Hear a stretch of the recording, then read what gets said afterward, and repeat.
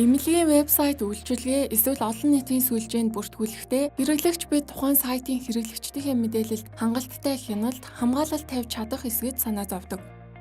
Харамсалтай нь ген судлал ДНК-гийн тестийн үйлчилгээ үзүүлдэг MyHeritage вебсайтыг мэдэгдснээр тус сайтын хэрэглэгч 92 сая хүний мэдээлэл өөр бие даасан сервер дээр хадгалаатай байсныг MyHeritage сайт өөрсдөө мэдгдсэн байна.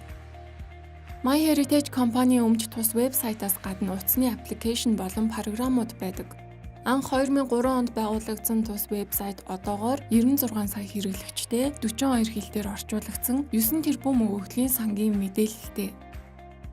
Израилаас гаралтай тус компани вебсайтын хэрэглэгчид гэр бүлийн мод үүсгэж өнгөрсөн жилийн өгөгдлүүдээс хайлтгийн өөрсдийн хүүхдээ эцгийг олох боломжтой байдаг.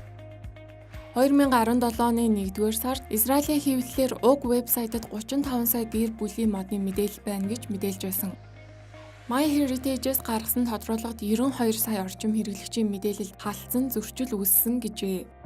Даваа гарагт хийсэн мэдээлэл тус компани мэдээллийн аюулгүй байдлыг ахлах хэлснээр тэрээр нэгэн мессеж хүлээн авсан бөгөөд уг мессежид нэгэн аюулгүй байдлын ажилтан файл олсон ба дотор нь MyHeritage сайтын хэрэглэгчдийн мэйл хаяг бодлоосон нууц үгнүүд байсан бөгөөд эдгээр нь MyHeritage вебсайтаас тусдаа бие даасан сервер дээр хадгалаатай байжээ.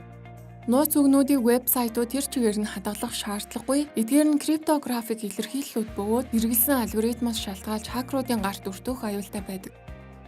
Вебсайтн дээрээ тэд хэдийгээр бид тантай л ижил таны хувийн мэдээллийг чухалчилж үздэг. Бид таны мэдээллийг аюулгүй байлгаж зүй ёсоор хамгаалахын тулд даацтай хөрөнгө оруулалт хийсэн. Тиймээс ч олон шатлалт кодчлолоор хамгаалдаг. Бүхий л тест шалгалтыг давсан, мөн Америкийн нэгдсэн улс дахь идэвхжлэгдсэн лабораторийн сорилыг мөн давсан хэмээн бичжээ.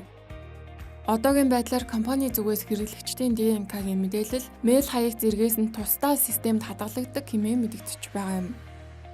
Эдгээр хакерууд 90 гаруй сая хэрэглэгчдийн мэдээллийг бүтнээр нь хакердаж чадаагүй ч хэрэглэгчдэд өөр вебсайт дээр нэг л нууц үг хэрэглэхгүй байхыг компани зүгээс сануулсан байна.